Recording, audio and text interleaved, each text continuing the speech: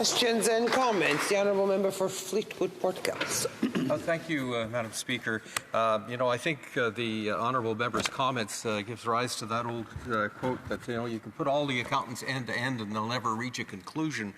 And I wanted to quote a few things from the International Monetary Fund and get the Honourable Member's reaction to that. It says, Canada's fiscal track record continues to compare favourably to many other advanced economies.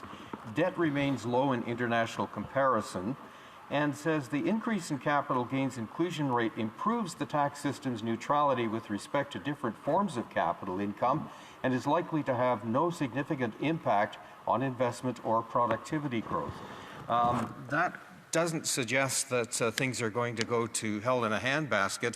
I'm just wondering if what the Honourable Member has read and what I've just mentioned, if there's some kind of disconnect that she could explain.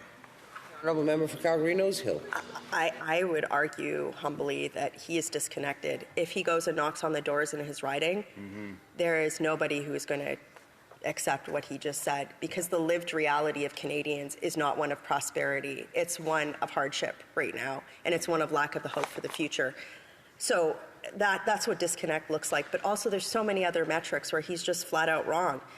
Canada's on a track for its worst decline in living standards in 40 years. Before the current Prime Minister, Canada's GDP grew at a rate similar to that of the United States, but since 2015 the economy has weakened significantly.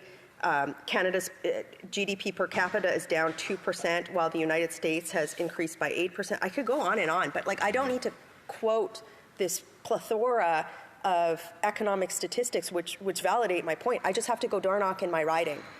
That's all I have to do.